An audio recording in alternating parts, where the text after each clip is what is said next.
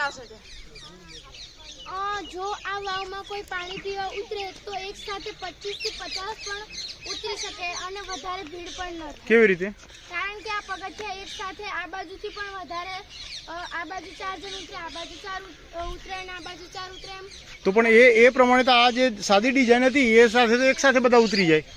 પણ સાહેબ એમાં ભીડ વધારે થાય ને. કેમ? અહીંયા જો આપણે આવા સીધા પગથિયા રાખીએ ને તો એ થાકી પણ વહેલા જાય અને જો લીસ બીસ થાય ને તો એ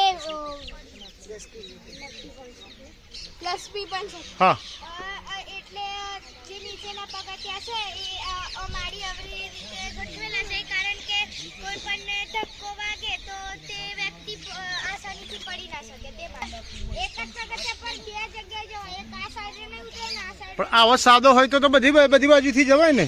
હા હા,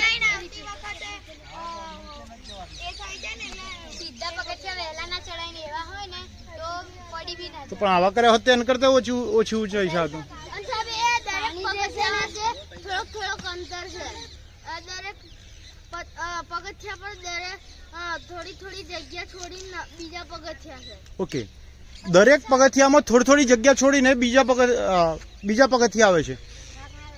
પછીથી ડિઝાઇન બદલી નાખી છે. કેમ?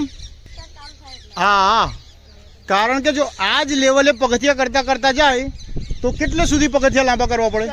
એની જગ્યાએ ઊંડાઈ વધારવી હોય તો પગથિયા કેવી રીતે સેટ કરવા પડે? હા, તો એની ડિઝાઇન નીચી કરી.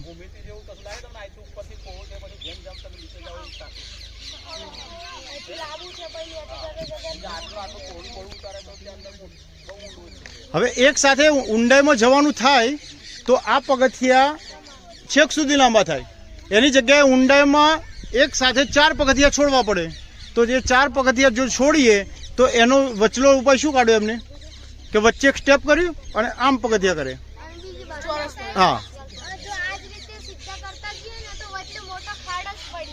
ના, મોટો ખાડો કરતા લેન્થ વધી જાય. એમ વાવ પછી ખોદતા કેટલે દૂર જવાનું થાય?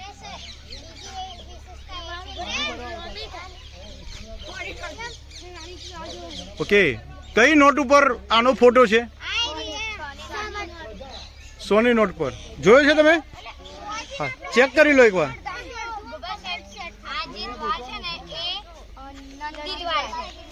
એક પથ્થર પર લખેલું છે નંદી દ્વારા. એવું? ઓહ,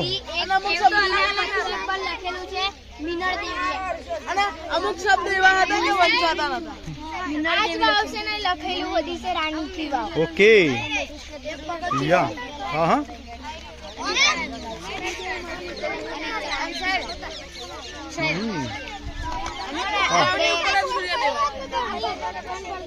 સહી હે. 50 ની પર છે. હા,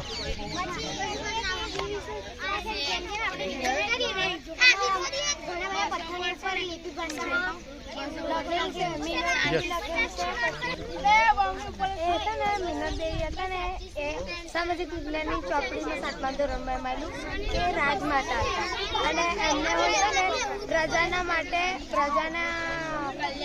કલ્યાણ માટે એમને લડાઈ. આપણે આ બે છેલ્લા બે પગથિયા છે ને શ્રી ગણેશાય નમઃ અને શ્રી કૃષ્ણ.